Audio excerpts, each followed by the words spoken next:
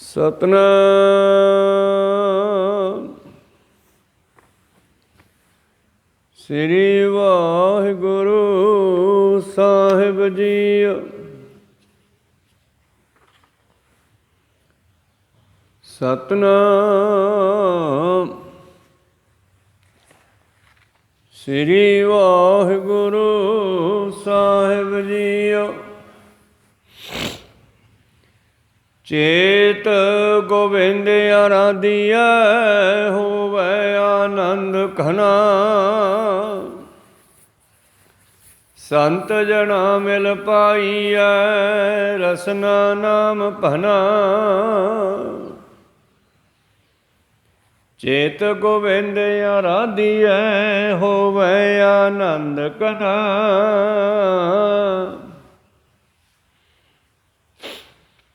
ਸੰਤ ਜਨਾ ਮਿਲ ਪਾਈਐ ਰਸਨਾ ਨਾਮ ਭਨਾ।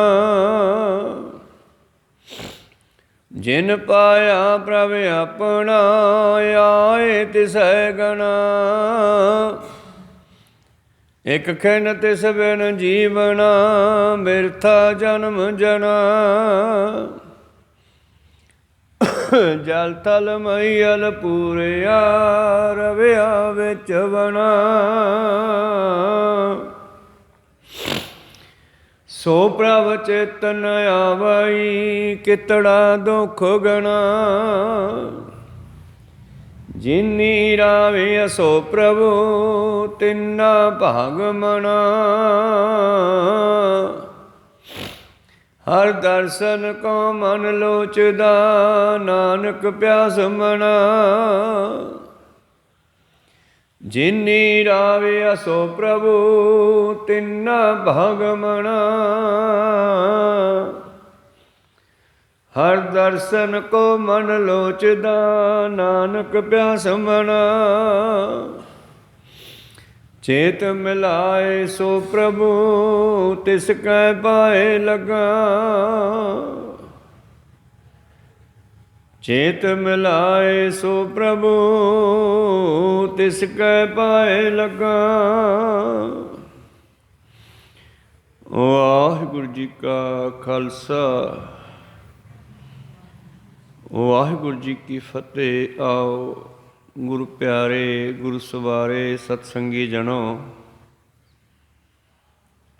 ਰੋਜ਼ਾਨਾ ਦੀ ਤਰ੍ਹਾਂ ਪਾਤਸ਼ਾਹ ਜੀ ਕੀ ਅਪਾਰ ਕਿਰਪਾ ਬਖਸ਼ਿਸ਼ ਦਾ ਸਦਕਾ ਅੰਮ੍ਰਿਤ ਵੇਲੇ ਤੋਂ ਲੈ ਕਰਕੇ ਹੀ ਪਾਤਸ਼ਾਹ ਜੀ ਦੇ ਚਰਨਾਂ ਕਮਲਾਂ ਵਿਖੇ ਹਾਜ਼ਰੀਆਂ ਲਵਾ ਰਹੇ ਹੋ ਆਪ ਜੀ।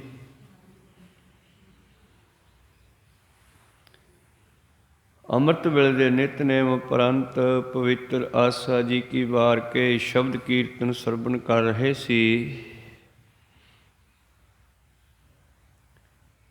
ਆਓ ਮਨ ਬਿਰਤੀਆਂ ਗੁਰੂ ਚਰਨਾਂ ਨਾਲ ਜੋੜਦੇ ਹੋਏ ਗੁਰੂ ਚਰਨਾਂ ਵਿਖੇ ਲਵਾਈਏ ਹਾਜ਼ਰੀਆਂ।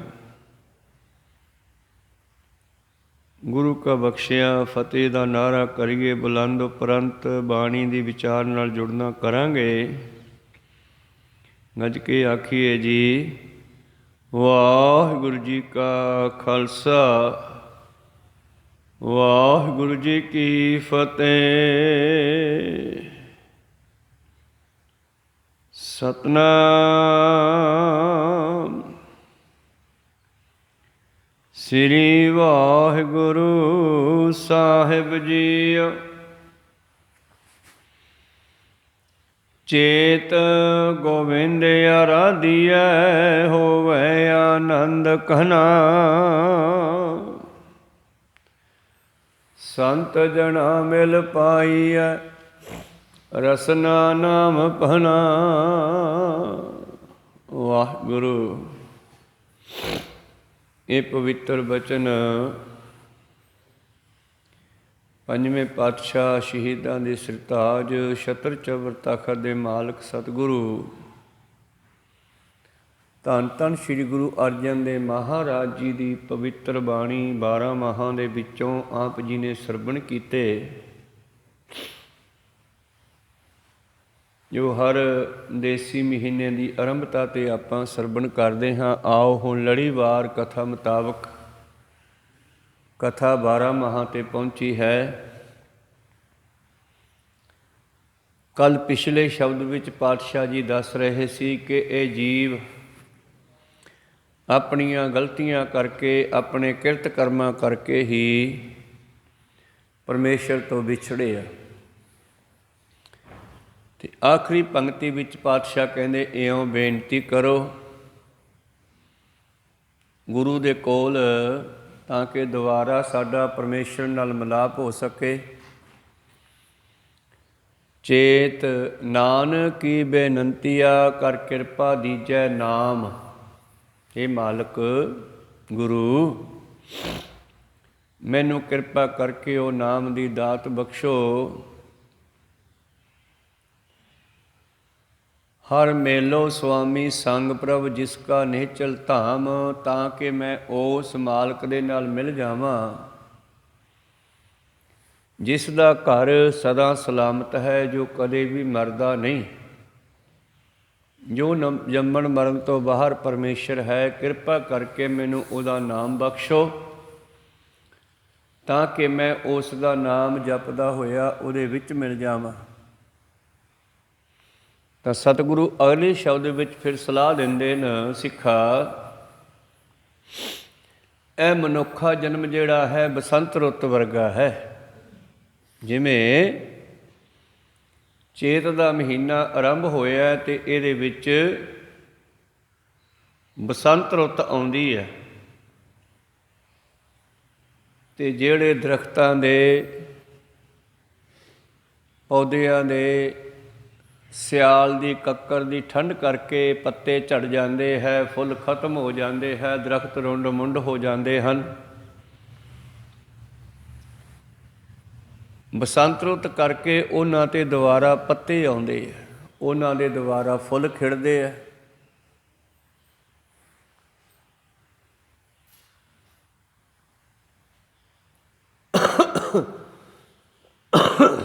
ਸੁੰਦਰਤਾ ਦੁਬਾਰਾ ਫਿਰ ਪੈਦਾ ਹੋ ਜਾਂਦੀ ਹੈ ਉਹਨਾਂ ਦੇ ਵਿੱਚ।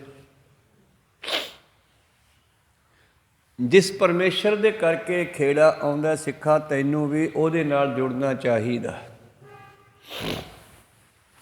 ਪਹਿਲ ਬਸੰਤ ਆਗਮਨ, ਪਹਿਲਾ ਮੌਲਿਓ ਸੋਏ, ਤਿਸ ਮੌਲਿਆ ਸਭ ਮੌਲੀਐ, ਤਿਸੈ ਨਾ ਮੌਲਿਓ ਕੋਏ। ਉਹ ਪਰਮੇਸ਼ਰ ਜਿਹੜਾ ਬਸੰਤ ਨੂੰ ਵੀ ਲਿਆਉਣ ਵਾਲਾ ਹੈ, ਭਾਵ ਸਾਡੇ ਜੀਵਨ ਵਿੱਚ ਖੁਸ਼ੀਆਂ ਲਿਆਉਣ ਵਾਲਾ ਪਰਮੇਸ਼ਰ ਜੋ ਹੈ, ਜਿਹੜਾ ਕਿ ਬਸੰਤ ਦੇ ਆਉਣ ਤੋਂ ਵੀ ਪਹਿਲਾਂ ਸੀ, ਤੇ ਜੀਵ ਰੁੰਡ ਮੁੰਡ ਹੋ ਗਿਆ, ਇਹਦੇ ਗੁਣ ਖਤਮ ਹੋ ਗਏ, ਇਸ ਦੇ ਖੁਸ਼ੀਆਂ ਦੇ ਆਨੰਦ ਦੇ ਪੱਤੇ ਫੁੱਲ ਝੜ ਗਏ। ਕਾਰਨ ਉਸ ਨੂੰ ਵਿਛੋਰਨ ਕਰਕੇ, ਉਸ ਨੂੰ ਵਿਸਾਰਨ ਕਰਕੇ, ਉਸ ਨੂੰ ਭੁੱਲਣ ਕਰਕੇ। ਪਹਿਲ ਬਸੰਤੈ ਆਗਮਨ, ਪਹਿਲਾ ਮੌਲਿਓ ਸੋਏ, ਤਿਸ ਮੌਲਿਆ ਸਭ ਮੌਲੀ ਹੈ। ਪਹਿਲਾਂ ਉਹ ਪ੍ਰਗਟ ਹੋਇਆ, ਫਿਰ ਉਹਦੇ ਵਿੱਚੋਂ ਸਾਰੀ ਸ੍ਰਿਸ਼ਟੀ ਪੈਦਾ ਹੋਈ। ਤਿਸ ਮੌਲਿਆ ਸਭ ਮੌਲੀ ਹੈ, ਤਿਸੈ ਨਾ ਮੌਲਿਓ ਕੋਏ। ਪਰ ਉਹਨੂੰ ਖਿਡਾਉਣ ਵਾਲਾ ਕੋਈ ਨਹੀਂ, ਉਹ ਆਪਣੇ ਆਪ ਖਿੜਨ ਵਾਲਾ, ਤੇ ਉਹਨੇ ਸਾਰਿਆਂ ਦੀ ਜ਼ਿੰਦਗੀ ਵਿੱਚ ਖੇੜਾ ਲਿਆਂਦਾ ਹੈ। ਉਸ ਖੇੜੇ ਨੂੰ ਅਸੀਂ ਬਰਕਰਾਰ ਕਿਵੇਂ ਰੱਖ ਸਕਦੇ ਹਾਂ? ਤੇ ਪਾਤਸ਼ਾਹ ਜੀ ਅੱਜ ਦੇ ਸ਼ਬਦ ਵਿੱਚ, ਜਿਸ ਨੂੰ ਅਸੀਂ ਚੇਤ ਮਹੀਨੇ ਦਾ ਸ਼ਬਦ ਵੀ ਕਹਿ ਦਿੰਦੇ ਹਾਂ, ਵੈਸੇ ਸਤਿਗੁਰਾਂ ਨੇ ਇਸ ਬਾਣੀ ਵਿੱਚ ਬ੍ਰਹਮ ਗਿਆਨ ਭਰਿਆ ਹੈ। ਚੇਤ ਗੋਬਿੰਦ ਅਰਾਧੀਐ, ਹੋਵੇ ਆਨੰਦ ਘਣਾ। ਸਿੱਖੋ, ਜਦੋਂ ਅਸੀਂ ਉਸ ਨੂੰ ਸਿਮਰਾਂਗੇ, ਆਰਾਧਨਾ ਕਰਾਂਗੇ, ਸਾਡੇ ਜੀਵਨ ਦੇ ਵਿੱਚ ਵੀ ਬਸੰਤ ਰੁੱਤ ਵਰਗਾ ਖੇੜਾ ਆ ਜਾਵੇਗਾ, ਆਨੰਦ ਆ ਜਾਵੇਗਾ। ਜਿਸ ਤਰ੍ਹਾਂ ਬਸੰਤ ਰੁੱਤ ਕਰਕੇ ਕੁਦਰਤ ਹਰੀ ਭਰੀ ਹੋ ਜਾਂਦੀ ਹੈ, ਨਾਮ ਜਪ ਕੇ ਤੂੰ ਹਰਾ ਭਰਾ ਹੋਵੇਂਗਾ।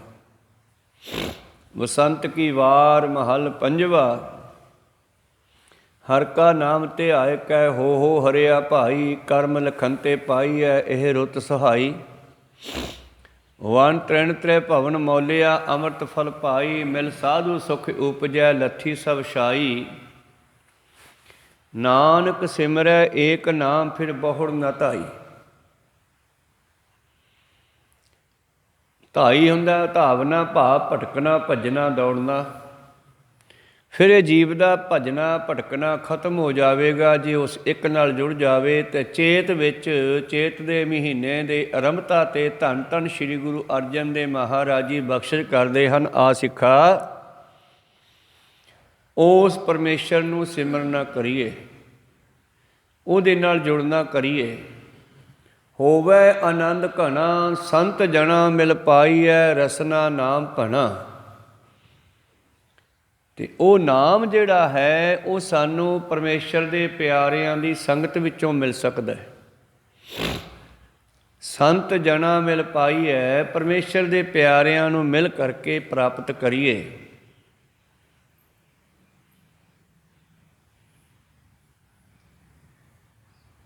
ਔਰ ਪ੍ਰਾਪਤ ਕਰਕੇ ਫਿਰ ਕੀ ਕਰਨਾ? ਉਹਨੂੰ ਜਪਣਾ।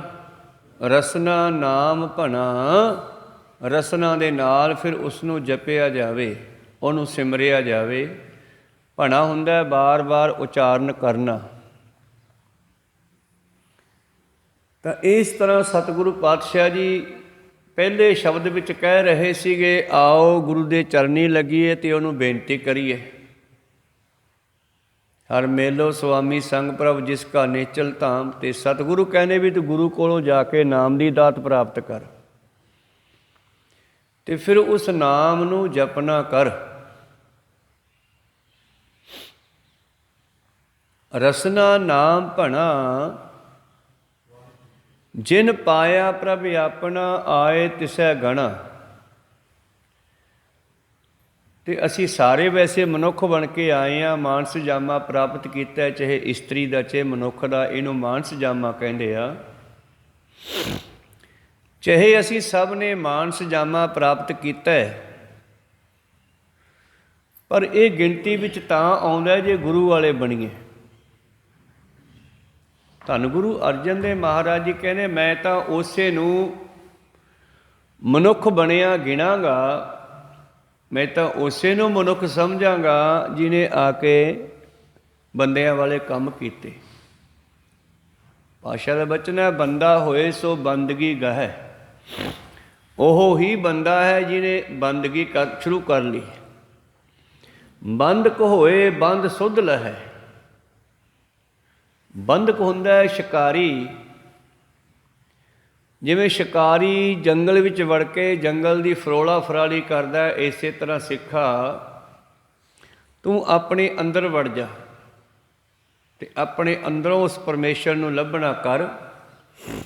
ਬੰਦੇ ਖੋਜ ਦਿਲ ਹਰ ਰੋਜ਼, ਨਾ ਫਿਰ ਪਰੇਸ਼ਾਨੀ ਮਾਹੇ।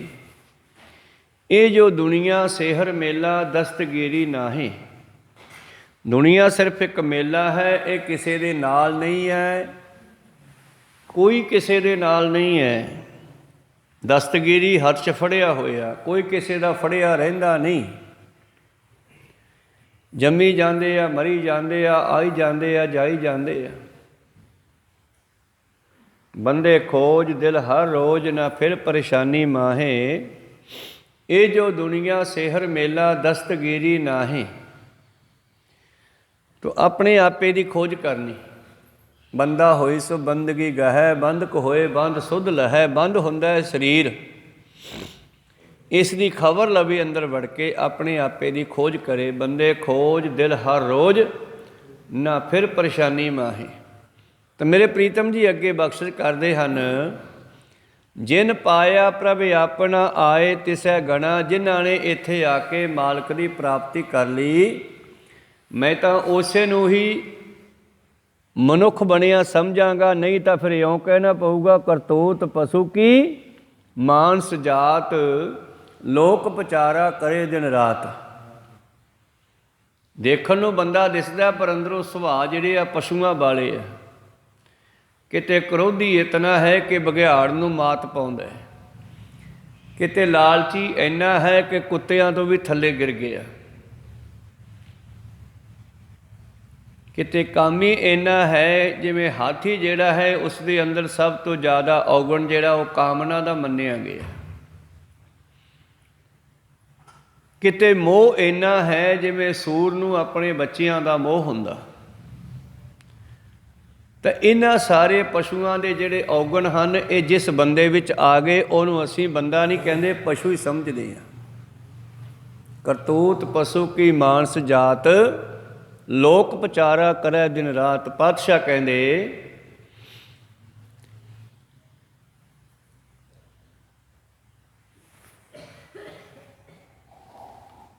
ਜਿਨ ਪਾਇਆ ਪ੍ਰਭ ਆਪਣਾ, ਆਏ ਤਿਸੈ ਗਣਾ। ਜਿਸਨੇ ਇੱਥੇ ਆ ਕੇ ਮਾਲਕ ਨੂੰ ਪ੍ਰਾਪਤ ਕਰ ਲਿਆ, ਉਸ ਦਾ ਆਉਣਾ ਸਫਲ ਹੋ ਗਿਆ। ਉਹਦਾ ਮਨੁੱਖਾ ਜਨਮ ਲੈ ਕੇ ਦੁਨੀਆ ਵਿੱਚ ਆਉਣਾ ਗਿਣਿਆ ਗਿਆ। ਜਿਸ ਤਰ੍ਹਾਂ ਕੋਈ ਵਪਾਰੀ ਹੋਵੇ ਤੇ ਘਰੋਂ ਪੈਸਾ ਲੈ ਕੇ ਬਾਜ਼ਾਰ ਦੇ ਵਿੱਚ ਵਪਾਰ ਕਰਨ ਜਾਂਦਾ ਹੈ, ਔਰ ਜੇ ਤਾਂ ਵਪਾਰ ਕਰਕੇ ਸਹੀ ਸੌਦਾ ਖਰੀਦ ਲਿਆਇਆ ਫਿਰ ਤਾਂ ਵਪਾਰੀ ਹੈ, ਤੇ ਜੇ ਜਿਹੜੀ ਪੂੰਜੀ ਲੈ ਕੇ ਗਿਆ ਉਹ ਪੂੰਜੀ ਵੀ ਗਵਾ ਕੇ ਆ ਗਿਆ, ਫਿਰ ਕਾਹਦਾ ਵਪਾਰੀ ਆ। ਜਾਂ ਫਿਰ ਉਸ ਪੂੰਜੀ ਨੂੰ ਕਿਸੇ ਨਸ਼ਿਆਂ ਤੇ ਵਿਸ਼ੇ ਵਿਕਾਰਾਂ ਤੇ ਭੋਗਿਆ ਆ, ਲਾ ਆ। ਇਸ ਕਰਕੇ ਪਾਤਸ਼ਾਹ ਕਹਿੰਦੇ ਮੈਂ ਤੁਹਾਨੂੰ ਤਾਂ ਬੰਦਾ ਜਾਣੂ ਜੇ ਬੰਦਿਆਂ ਵਾਲੇ ਕੰਮ ਕਰੋਗੇ। ਜਿਵੇਂ ਗੁਰੂ ਗੋਬਿੰਦ ਸਿੰਘ ਜੀ ਦੀ ਹਜ਼ੂਰੀ ਵਿੱਚ ਜਦੋਂ ਗੁਰੂ ਪਿਆਰਿਓ ਬੰਦਾ ਸਿੰਘ ਬਹਾਦਰ, ਜੋ ਪਹਿਲਾਂ ਇੱਕ ਸਾਧ ਦਾ ਚੇਲਾ, ਰਿੱਧੀਆਂ ਸਿੱਧੀਆਂ ਪ੍ਰਾਪਤ ਕੀਤੀਆਂ, ਉਹਨਾਂ ਦਾ ਮਾਣ ਹੋ ਗਿਆ।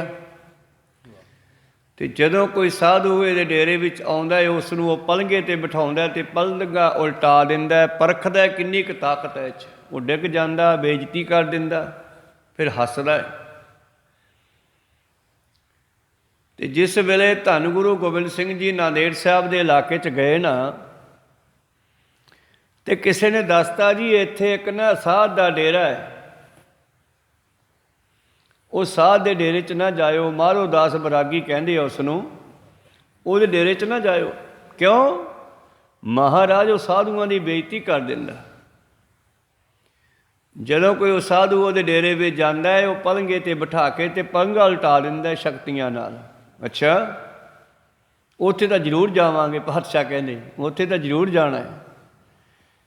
ਅਤੇ ਮਾਧੋ ਦਾਸ ਬਰਾਗੀ ਦੇ ਡੇਰੇ ਵਿੱਚ ਚਲੇ ਗਏ, ਜੋ ਨਦੀ ਦੇ ਕਿਨਾਰੇ 'ਤੇ ਹੈ। ਜਿਸ ਵੇਲੇ ਗੁਰੂ ਪਿਆਰਿਓ ਗਏ, ਉਹ ਸਾਧ ਡੇਰੇ ਵਿੱਚ ਹੈ ਨਹੀਂ ਸੀ।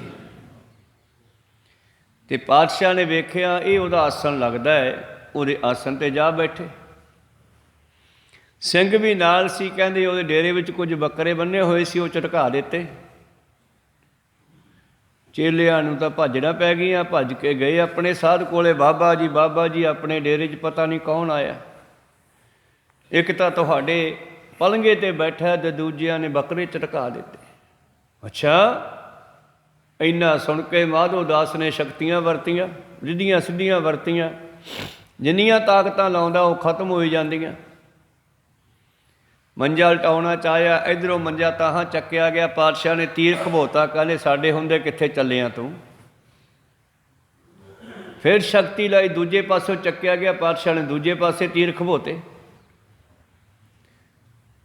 ਮਤਲਬ ਕਿ ਉਹਨੇ ਪੂਰਾ ਜ਼ੋਰ ਲਾ ਲਿਆ, ਸ਼ਕਤੀਆਂ ਖਤਮ ਹੋ ਗਈਆਂ, ਹੰਭ ਗਿਆ। ਅਤੇ ਫਿਰ ਡੇਰੇ 'ਚ ਆਉਂਦਾ। ਫਿਰ ਡੇਰੇ 'ਚ ਆ ਕੇ ਅਤੇ ਸਤਿਗੁਰਾਂ ਦੇ ਸਾਹਮਣੇ ਹੱਥ ਬੰਨ੍ਹ ਕੇ ਖੜ੍ਹ ਗਿਆ। ਨੋਟ ਚਿਹਰੇ ਦਾ ਝੱਲਿਆ ਨਹੀਂ ਜਾਂਦਾ। ਪਾਤਸ਼ਾਹ ਕਹਿੰਦੇ ਓਏ ਕੌਣ ਹੈ ਤੂੰ? ਕਹਿੰਦਾ ਮੈਂ ਬੰਦਾ ਹੀ ਹਾਂ। ਕਹਿੰਦੇ ਬੰਦਾ ਤੇ ਫਿਰ ਬੰਦਿਆਂ ਵਾਲੇ ਕੰਮ ਕਰ। ਕਹੋ ਸਤਨਾਮ ਸੀ। ਬੰਦਾ ਤੇ ਬੰਦਿਆਂ ਵਾਲੇ ਕੰਮ ਕਰ।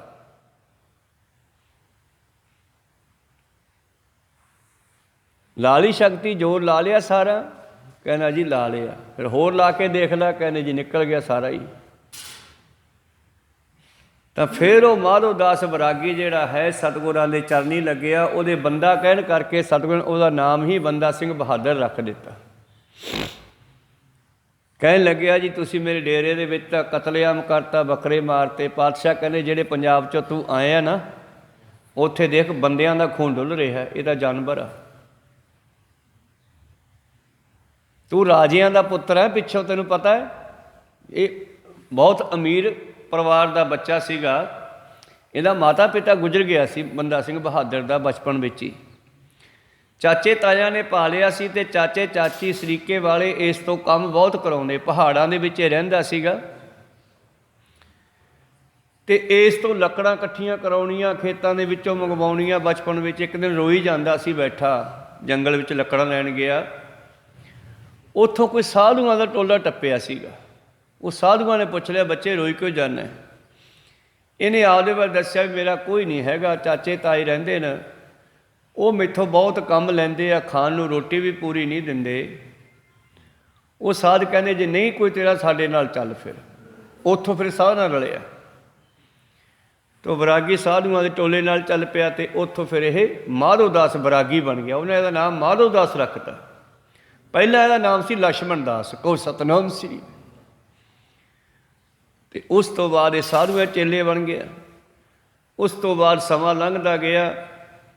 ਇਹਨੇ ਸ਼ਾਸਤਰ ਵੀ ਚਲਾਉਣਾ ਸਿੱਖ ਲਿਆ, ਤੀਰ ਕਮਾਨ ਚਲਾਉਣਾ ਸਿੱਖ ਲਿਆ। ਇੱਕ ਦਿਨ ਕਿਤੇ ਸ਼ਿਕਾਰ ਕਰਦੇ ਆ ਤਾਂ ਮਿਰਗਣੀ ਮਰੀ ਇੱਕ। ਅਤੇ ਮਿਰਗਣੀ ਜਦ ਉਹਦੇ ਪੇਟ ਵਿੱਚ ਬੱਚੇ ਸੀ, ਜਦੋਂ ਮਰ ਗਈ ਅਤੇ ਉਹਦੇ ਪੇਟ ਵਿੱਚੋਂ 2 ਬੱਚੇ ਤੜਫ ਕੇ ਮਰ ਗਏ। ਅਤੇ ਇਹਨੂੰ ਦਇਆ ਆ ਗਈ। ਉਸ ਦਿਨ ਤੋਂ ਇਹਨੇ ਹਥਿਆਰ ਸਿੱਟ ਤੇ, ਕਹਿੰਦੇ ਛੱਡ ਯਾਰ, ਆਹ ਤਾਂ ਵੱਡਾ ਪਾਪ ਹੋ ਗਿਆ।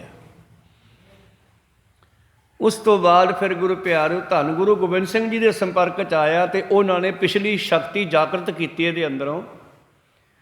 ਇਹਨੂੰ ਆਪਣਾ ਪਿਛੋਕੜ ਦੱਸਿਆ। ਅਤੇ ਫਿਰ ਇਹਨੂੰ ਕਿਹਾ ਵੀ ਹੁਣ ਤੂੰ ਜਾ ਪੰਜਾਬ ਦੇ ਵਿੱਚ, ਤੂੰ ਜਿਸ ਤਰ੍ਹਾਂ ਗੁੱਸਾ ਕੀਤਾ ਇਹ ਬੱਕਰੇ ਮਾਰਨ 'ਤੇ, ਤੂੰ ਉਹਨਾਂ ਲੋਕਾਂ ਨੂੰ ਖਤਮ ਕਰ ਜਿਹੜੇ ਇਸਤਰੀਆਂ 'ਤੇ, ਮਨੁੱਖਾਂ 'ਤੇ, ਬੱਚਿਆਂ 'ਤੇ, ਬਜ਼ੁਰਗਾਂ 'ਤੇ ਜ਼ੁਲਮ ਕਰਦੇ ਆ। ਫਿਰ ਬੰਦਾ ਸਿੰਘ ਬਹਾਦਰ ਨੂੰ ਜਰਨੈਲ ਬਣਾ ਕੇ ਭੇਜਿਆ। ਤੋ ਬੰਦਾ ਕੌਣ ਹੈ? ਜਿਹੜਾ ਬੰਦਗੀ ਕਰੇ, ਜਿਹੜਾ ਆਪਣੇ ਮਕਸਦ ਨੂੰ ਯਾਦ ਰੱਖੇ, ਆਪਣੇ ਮਾਰਗ 'ਤੇ ਚੱਲਦਾ ਰਹੇ। ਪੰਜਵੇਂ ਪਾਤਸ਼ਾਹ ਜੀ ਕਹਿ ਰਹੇ ਅੱਜ ਦੇ ਸ਼ਬਦ ਵਿੱਚ,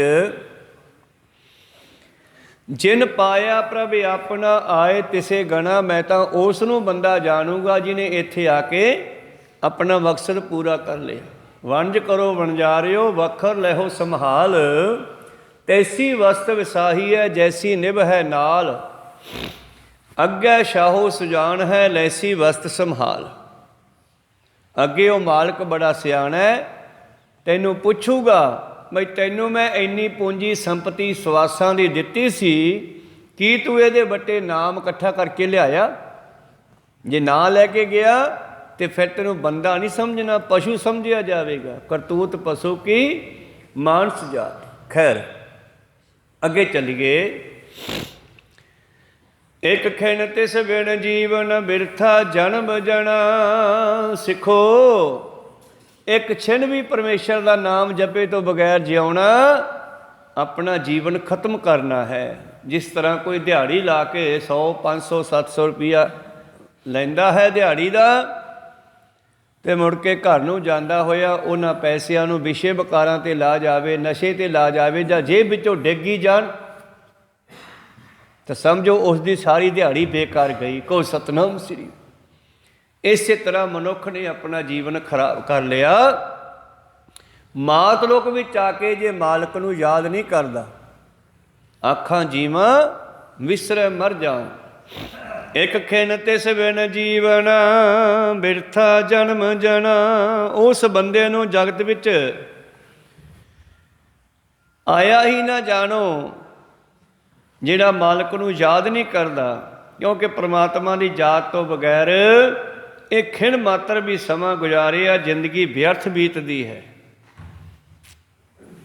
ਜੇ ਕੋਈ ਕੰਮ ਕਰੀਏ 4 ਪੈਸੇ ਮਿਲਣ ਤਾਂ ਜੀਵਨ ਸਫਲਾ ਹੋ ਗਿਆ, ਅਤੇ ਜੇ ਐਵੇਂ ਵਿਹਲੇ ਰਹਿ ਜਾਈਏ ਤਾਂ ਫਿਰ ਦਿਹਾੜੀ ਖਰਾਬ ਹੋ ਗਈ। ਉਸੇ ਤਰ੍ਹਾਂ ਉਹ ਤਾਂ ਗਿਣਦੇ ਹਾਂ ਅਸੀਂ ਵੀ ਅੱਜ ਪੈਸੇ ਨਹੀਂ ਮਿਲੇ ਦਿਹਾੜੀ ਖਰਾਬ ਹੋ ਗਈ, ਉਹ ਤਾਂ ਗਿਣਦੇ ਹਾਂ, ਪਰ ਅਸੀਂ ਉਹ ਨਹੀਂ ਗਿਣਦੇ ਵੀ ਅੱਜ ਨਾਮ ਨਹੀਂ ਜਪਿਆ, ਘੰਟਾ 2 ਘੰਟੇ ਮੇਰੇ ਨਿਫਲੀ ਚਲੇ ਗਏ। ਉਸ ਨੂੰ ਵੀ ਗਿਣਨਾ ਚਾਹੀਏ। ਮੇਰੇ ਪ੍ਰੀਤਮ ਜੀ ਕਹਿੰਦੇ, ਇੱਕ ਖਿਣ ਤਿਸ ਬਿਨ ਜੀਵਨ ਬਿਰਥਾ ਜਨਮ ਜਣਾ। ਜਿਨ੍ਹਾਂ ਨੇ ਇੱਕ ਛਿਣ ਵੀ ਉਸ ਮਾਲਕ ਨੂੰ ਭੁਲਾ ਕੇ ਬਤੀਤ ਕੀਤਾ, ਉਹਨਾਂ ਦਾ ਜਨਮ ਐਵੇਂ ਹੀ ਗਿਆ।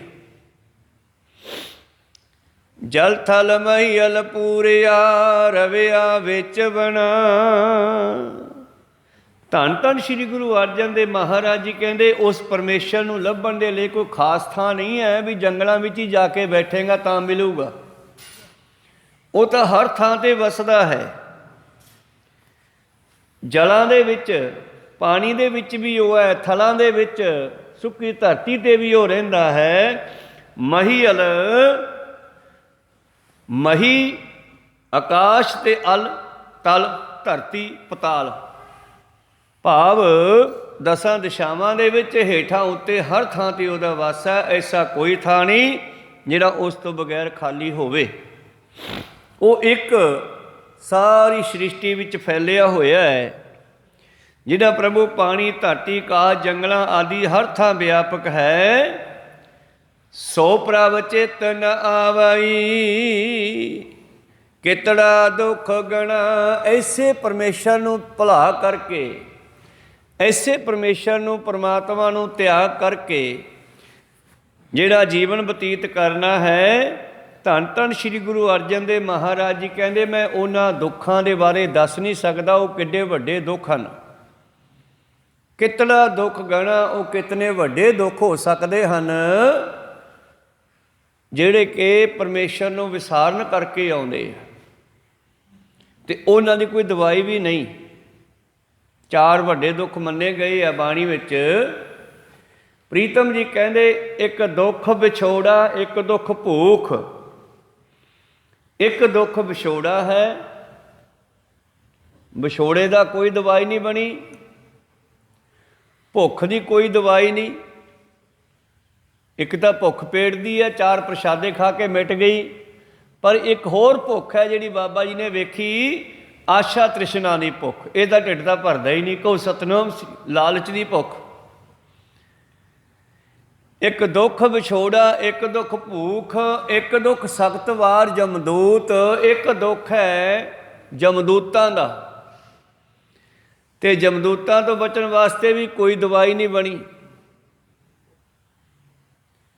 ਇੱਕ ਦੁੱਖ ਵਿਛੋੜਾ, ਇੱਕ ਦੁੱਖ ਭੂਖ, ਇੱਕ ਦੁੱਖ ਸਖਤ ਵਾਰ ਜਮਦੂਤ।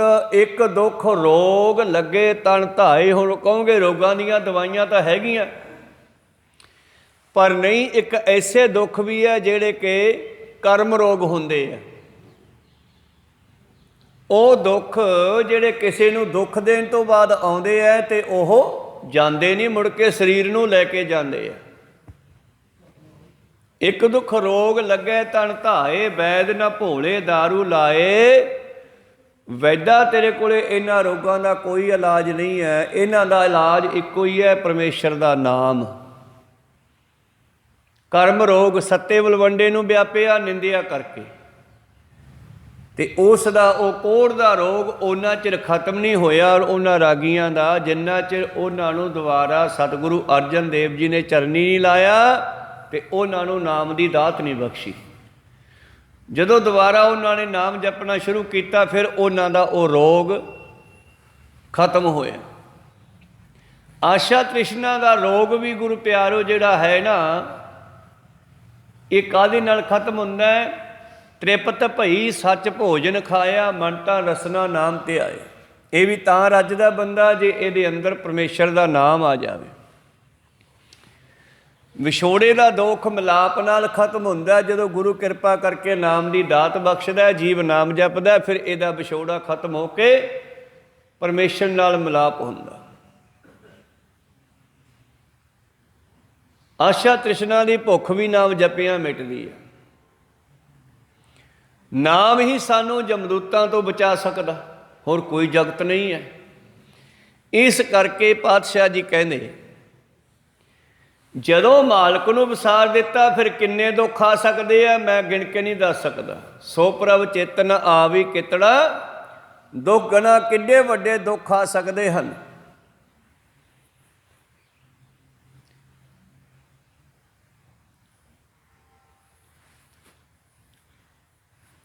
ਤਾਂ ਸਤਿਗੁਰੂ ਪਾਤਸ਼ਾਹ ਜੀ ਕਹਿੰਦੇ, ਆਓ ਚੇਤ ਗੋਬਿੰਦ ਅਰਾਧੀਏ। ਚੇਤ ਦੇ ਇਹ ਸ਼ਬਦ ਰਾਹੀਂ ਸਤਿਗੁਰੂ ਪਾਤਸ਼ਾਹ ਕਹਿੰਦੇ, ਚੇਤਨਾ ਵਿੱਚ, ਸੁਰਤ ਵਿੱਚ ਪਰਮੇਸ਼ਰ ਨੂੰ ਯਾਦ ਰੱਖੋ। ਚੇਤ ਮਹੀਨੇ ਦਾ ਨਾਮ ਵੀ ਹੈ, ਪਰ ਇੱਥੇ ਕੇਵਲ ਇਹ ਮਹੀਨਿਆਂ ਦੇ ਨਾਮ ਨਹੀਂ, ਇਹਨਾਂ ਵਿੱਚ ਬ੍ਰਹਮ ਗਿਆਨ ਵੀ ਭਰਿਆ ਹੋਇਆ। ਚੇਤ ਦਾ ਮਤਲਬ ਚੇਤਨਾ, ਸੁਰਤ। ਸੁਰਤ ਵਿੱਚ ਪਰਮੇਸ਼ਰ ਨੂੰ ਯਾਦ ਰੱਖਣਾ। ਇੱਕ ਸ਼ਬਦ ਹੈ, ਬਾਬਾ ਬੋਲਤੇ ਤੇ ਕਹਾਂ ਗਏ, ਦੇਹੀ ਕੇ ਸੰਗ ਰਹਤੇ, ਸੁਰਤ ਮਾਹੇ ਜੋ ਨਿਰਤੈ ਕਰਤੇ, ਕਥਾ ਵਾਰਤਾ ਕਹਿਤੇ। ਉਹ ਕਿਹੜਾ ਬਾਬਾ ਨਿਕਲ ਗਿਆ ਸਰੀਰ ਚੋਂ ਭਲਾ? ਸ਼ਬਦ। ਬਾਬਾ ਨਾਮ ਅਸਲ ਸ਼ਬਦ ਦਾ ਹੀ ਹੈ। ਸਾਹਿਬਜ਼ਾਦੇ 7 ਸਾਲ ਤੇ 9 ਸਾਲ ਦੇ, ਉਹਨਾਂ ਨੂੰ ਬਾਬਾ ਜੀ ਕਿਉਂ ਕਹਿੰਦੇ ਆਪਾਂ? ਕਹੋ ਸਤਨਾਮ ਸ੍ਰੀ। ਸਾਹਿਬਜ਼ਾਦਾ ਬਾਬਾ ਜ਼ੋਰਾਵਰ ਸਿੰਘ, ਬਾਬਾ ਫਤਿਹ ਸਿੰਘ, ਛੋਟੀਆਂ ਉਮਰਾਂ, ਪਰ ਪਰਮੇਸ਼ਰ ਨਾਲ ਜੁੜਨ ਕਰਕੇ ਉਹਨਾਂ ਦੇ ਜਿਹੜੇ ਕੌਤਕ ਵੱਡੇ ਸੀ, ਉਹ ਸ਼ਬਦ ਨਾਲ ਜੁੜੇ ਸੀ, ਤਾਂ ਕਰਕੇ ਉਹਨਾਂ ਨੂੰ ਬਾਬਾ ਕਹਿੰਦੇ ਆ ਆਪਾਂ। ਕਿਸੇ ਗ੍ਰੰਥੀ ਨੂੰ ਛੋਟੀ ਉਮਰ ਦੇ ਨੂੰ ਵੱਡਾ ਬਜ਼ੁਰਗ ਬਾਬਾ ਜੀ ਕਹਿੰਦਾ ਕਹੋ ਸਤਨਾਮ ਸ੍ਰੀ। ਤੋ ਬਾਬਾ ਨਾਮ ਸ਼ਬਦ ਦਾ ਹੈ, ਜਿਹੜਾ ਸਾਡੇ ਅੰਦਰ ਚੱਲਦਾ, ਜਿਹੜਾ ਸਾਡੇ ਅੰਦਰ ਬੋਲ ਰਿਹਾ। ਬਾਬਾ ਬੋਲਤੇ ਤੇ ਕਹਾਂਗੇ, ਜਿਹੜੇ 'ਚ ਬੋਲਦੇ ਸੀ ਉਹ ਕਿੱਧਰ ਚਲੇ ਗਏ? ਦੇਹੀ ਕੇ ਸੰਗ ਰਹਤੇ, ਜੋ ਸ਼ਬਦ ਦੇਹੀ ਦੇ ਵਿੱਚ ਬੋਲਦਾ ਸੀ ਉਹ ਕਿੱਧਰ ਗਿਆ? ਸੁਰਤ ਮਾਹੇ ਜੋ ਨਿਰਤੈ ਕਰਤੇ, ਸੁਰਤ ਵਿੱਚ ਸ਼ਬਦ ਚੱਲਦਾ ਹੈ ਆਪਣੇ। ਜਦੋਂ ਕਿਸੇ ਕੰਮ ਦੇ ਬਾਰੇ ਸੋਚਦੇ ਆ ਉਦੋਂ ਸ਼ਬਦ ਹੀ ਤਾਂ ਸੁਰਤ ਵਿੱਚ ਨੱਚਦਾ ਹੈ ਨਾ। ਨਿਰਤ ਕਰਨਾ ਹੁੰਦਾ ਨੱਚਣਾ। ਸੁਰਤ ਮਾਹੇ ਜੋ ਨਿਰਤੈ ਕਰਤੇ, ਕਥਾ ਵਾਰਤਾ ਕਹਤੇ, ਉਹ ਸ਼ਬਦ ਕਿੱਧਰ ਚਲਿਆ ਗਿਆ ਦੇ ਵਿੱਚੋਂ ਨਿਕਲ ਕੇ, ਜਿਹੜਾ ਕਥਾ ਦੇ ਰੂਪ 'ਚ ਬੋਲਦਾ ਸੀ। ਬਜਾਵਨ ਹਾਰੋ ਕਹਾਂ ਗਇਓ, ਜਿਨੇ ਮੰਦਰ ਕੀਨਾ, ਜਿਹਨੇ ਸਰੀਰ ਬਣਾਇਆ, ਕਿਉਂਕਿ ਬਣਿਆ ਵੀ ਸ਼ਬਦ 'ਚੋਂ ਹੈ। ਸ਼ਬਦੇ ਧਰਤੀ ਸ਼ਬਦੇ ਆਕਾਸ਼, ਸ਼ਬਦ ਸ਼ਬਦ ਭਇਆ ਪ੍ਰਕਾਸ਼, ਸਗਲ ਸਮਗਰੀ ਸ਼ਬਦ ਕੇ ਪਾਛੈ, ਨਾਨਕ ਸ਼ਬਦ ਘਟੈ ਘਟਿਆਛੈ। ਤੋ ਸ਼ਬਦ ਦੇ ਵਿੱਚੋਂ ਹੀ ਧਰਤੀ ਬਣੀ ਹੈ, ਸ਼ਬਦ ਵਿੱਚੋਂ ਪਾਤਾਲ ਬਣਿਆ, ਆਕਾਸ਼ ਬਣਿਆ, ਸ਼ਬਦ ਦੇ ਵਿੱਚੋਂ ਆਪਾਂ ਸਾਰੇ ਬਣੇ ਆ, ਸ਼ਬਦ ਵਿੱਚੋਂ ਆਪਾਂ ਨਿਕਲ ਕੇ ਆਏ ਆ, ਤੇ ਵਾਪਸ ਸ਼ਬਦ ਵਿੱਚ ਹੀ ਸਮਾਉਣਾ। ਸ਼ਬਦ ਕੋ ਚੀਨ ਭਾਈ, ਸ਼ਬਦ ਕੋ ਖੋਜ ਭਾਈ, ਸ਼ਬਦ ਕੈ। ਇਸ ਤਰ੍ਹਾਂ ਇਹ ਭਗਤ ਕਬੀਰ ਸਾਹਿਬ ਜੀ ਦੇ ਬਚਨ ਹਨ। ਸ਼ਬਦ ਕੈ ਚਾਨਣੇ ਇੱਕ ਬਸਤ ਪਾਈ, ਸ਼ਬਦ ਨਾ ਜਾਣੇ ਸੇ ਅੰਨੇ ਬੋਲੇ, ਇਹ ਬਾਬੇ ਨਾਨਕ ਦੇ ਬਚਨ ਹਨ। ਸ਼ਬਦ ਨਾ ਜਾਣੇ ਸੇ ਅੰਨੇ ਬੋਲੇ, ਸੇ ਕਿਤੇ ਆਏ ਸੰਸਾਰਾ, ਸ਼ਬਦ ਗੁਰ ਪੀਰਾ ਗਹਿਰ ਗੰਭੀਰਾ, ਬਿਨ ਸ਼ਬਦੇ ਜਗ ਬੌਰਾਨੰ। ਸ਼ਬਦ ਤੋਂ ਬਗੈਰ ਸੰਸਾਰ ਕਮਲਾ ਹੈ। ਇਸ ਕਰਕੇ ਸ਼ਬਦ ਨਾਲ ਜੁੜਨਾ ਬੜਾ ਜ਼ਰੂਰੀ ਹੈ। ਗੱਲ ਸ਼ਬਦ ਦੀ ਹੈ। ਸ਼ਬਦ ਨੇ ਹੀ ਸਰੀਰ ਨੂੰ ਬਣਾਇਆ। ਮਾਂ ਪਿਓ ਦੇ ਸ਼ਬਦ ਤੋਂ ਹੀ, ਮਾਂ ਪਿਓ ਦੀ ਗੱਲਬਾਤ ਤੋਂ ਹੀ ਸਾਡੀ ਬਾਡੀ ਬਣ ਗਈ। ਸ਼ਬਦ 'ਚੋਂ ਬਣੇ ਆਪਾਂ। ਤੇ ਤੀਜੇ ਪਾਤਸ਼ਾਹ ਜੀ ਆਖਰੀ ਸਮੇਂ ਜਦੋਂ ਉਪਦੇਸ਼ ਦਿੰਦੇ ਆ, ਉਦੋਂ ਕੀ ਕਹਿੰਦੇ ਆ? ਗੁਰ ਸ਼ਬਦ ਸਮਾਵੈ ਅਵਰ ਨਾ ਜਾਣੈ ਕੋਇ ਜੀਓ। ਆਪਾਂ ਸਰੀਰ ਨੂੰ ਛੱਡ ਕੇ ਨਿਕਲਣਾ, ਤੇ ਨਿਕਲ ਕੇ ਜਾਵਾਂਗੇ ਉੱਧਰ ਜਿੱਥੋਂ ਦਾ ਸ਼ਬਦ ਚੱਕੋਗੇ। ਗੁਰਦੁਆਰਾ ਹਾਜੀ ਰਤਨ ਚੋਂ ਬਾਹਰ ਨਿਕਲਦੇ ਹੋਏ, ਗੇਟੋਂ ਬਾਹਰ ਨਿਕਲਦੇ ਹੋਏ ਤੁਸੀਂ ਉੱਧਰ ਜਾਓਗੇ ਜਿੱਥੋਂ ਦਾ ਫੁਰਨਾ ਹੋਊਗਾ। ਕਿਉਂ? ਇੱਥੋਂ ਗੇਟ 'ਚੋਂ ਨਿਕਲਾਂਗਾ, 2 ਗਲੀਆਂ ਬਣ ਜਾਣਗੀਆਂ। ਉਹਨਾਂ 2 ਗਲੀਆਂ 'ਤੇ ਜਾ ਕੇ ਤੁਸੀਂ ਆਪਣੇ ਘਰੇ ਜਾਣ ਦਾ ਫੁਰਨਾ ਵੀ ਬਣਾ ਸਕਦੇ ਹੋ। ਖੁੱਲ੍ਹੀ ਛੁੱਟੀ ਹੈ। ਤੁਸੀਂ ਜਾਂਦੇ ਜਾਂਦੇ ਯਾਰ ਫਲਾਣੇ ਮਿੱਤਰ ਨੂੰ ਮਿਲ ਚੱਲੀਏ, ਫਿਰ ਘਰੇ ਨਹੀਂ ਜਾਓਗੇ, ਉਹ ਮਿੱਤਰ ਕੋਲੇ ਜਾ ਵੱਜੋਗੇ। ਕਹੋ ਸਤਨਾਮ ਸ੍ਰੀ। ਫਲਾਨਾ ਕੰਮ ਹੀ ਕਰ ਚੱਲੀਏ, ਫਿਰ ਬਾਜ਼ਾਰ ਨੂੰ ਪਹੁੰਚ ਜਾਓਗੇ। ਭਾਵ ਜਿਹੋ ਜਿਹਾ ਬੰਦਾ ਸ਼ਬਦ ਚੱਕਦਾ ਹੈ, ਉਹੋ ਜਿਹੀ ਸਾਈਡ ਉਹਨੂੰ ਪ੍ਰਾਪਤ ਹੁੰਦੀ ਹੈ। ਸ਼ਬਦ ਵਿੱਚੋਂ ਆਪਾਂ ਪੈਦਾ ਹੋਏ।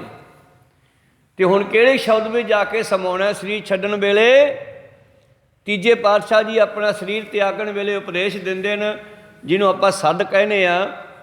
ਗੁਰ ਸ਼ਬਦ ਸਮਾਵੈ ਅਵਰ ਨਾ ਜਾਣੈ ਕੋਇ ਜੀਓ, ਅਵਰੋ ਨਾ ਜਾਣੈ ਸ਼ਬਦ ਗੁਰ ਕੈ, ਏਕ ਨਾਮ ਧਿਆਵੇ ਪ੍ਰਸਾਦ ਨਾਨਕ, ਗੁਰੂ ਅੰਗਦ ਪਰਮ ਪਦ ਵੀ ਪਾਵੇ। ਜਿਵੇਂ ਗੁਰੂ ਅੰਗਦ ਦੇਵ ਜੀ ਨੇ ਗੁਰੂ ਨਾਨਕ ਦੀ ਕਿਰਪਾ ਨਾਲ ਉਹਨਾਂ ਨੂੰ ਪ੍ਰਾਪਤ ਕੀਤਾ, ਉਵੇਂ ਸਿੱਖਾਂ ਤੋਂ ਸਰੀਰ ਛੱਡਣ ਵੇਲੇ ਕੁਛ ਨਹੀਂ ਸਿਮਰਨਾ ਵਾਹਿਗੁਰੂ ਮੰਤਰ ਤੋਂ ਬਗੈਰ। ਗੁਰੂ ਦੇ ਬਖਸ਼ੇ ਸ਼ਬਦ ਨੂੰ ਯਾਦ ਕਰਨਾ ਹੈ ਅੰਤ ਵੇਲੇ, ਤਾਂ ਉਹਦੇ ਵਿੱਚ ਸਮਾਵੇਗਾ।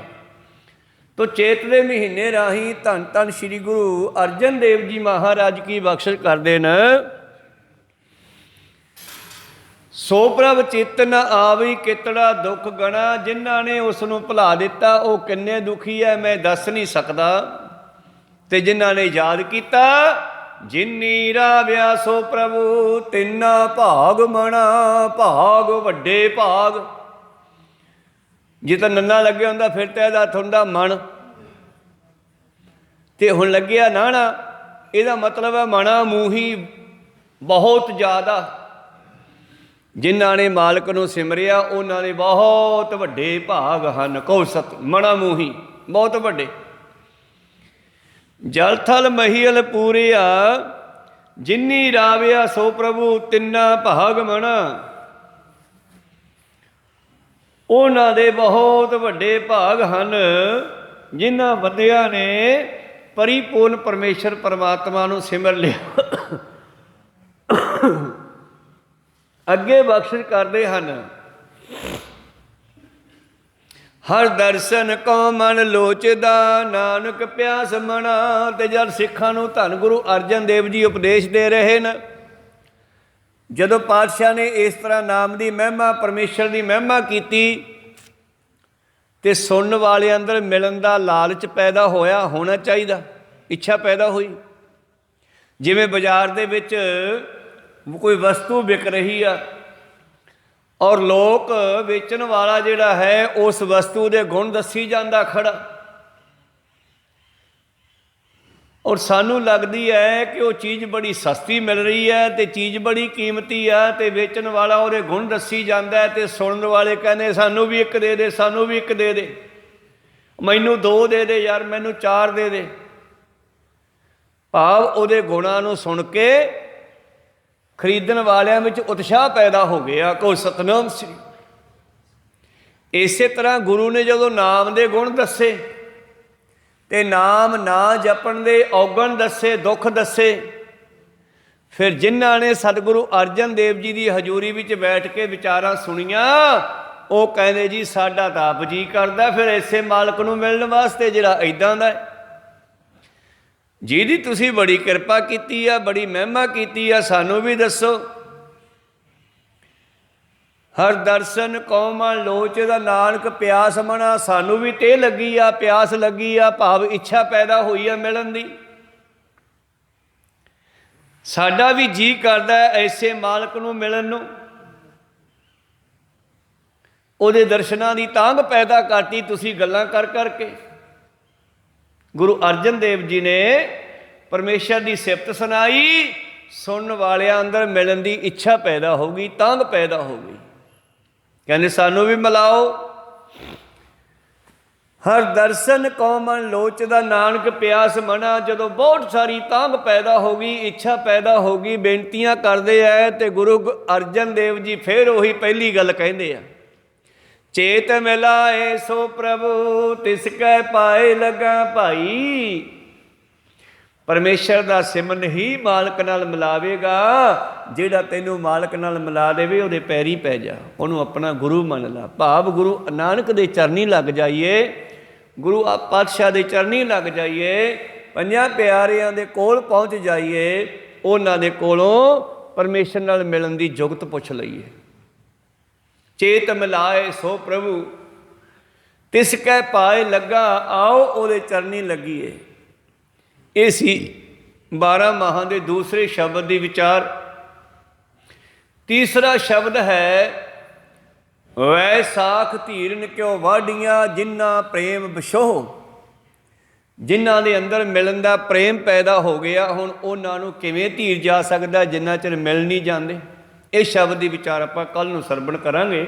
ਹੁਣ ਵਿਚਾਰਾਂ ਇੱਥੇ ਰੋਕਣ ਦੀ ਆਗਿਆ ਬਖਸ਼ੋ। ਬੋਲਦਿਆਂ ਅਨੇਕਾਂ ਅੱਖਰ ਬਾਅਦ ਘੱਟ ਹੋ ਜਾਂਦੇ। ਸਿੱਖ ਸੰਗਤਾਂ ਤੇ ਸਤਿਗੁਰੂ ਬਖਸ਼ਣ ਯੋਗ ਹੈ, ਬਖਸ਼ ਲੈਣਾ ਜੀ। ਸਮਾਪਤੀ ਕਰੀਏ। ਮਿਲਾਓ ਫਤਿਹ ਪਾਓ ਫਤਿਹ। ਵਾਹਿਗੁਰੂ ਜੀ ਕਾ ਖਾਲਸਾ, ਵਾਹਿਗੁਰੂ ਜੀ ਕੀ ਫਤਿਹ।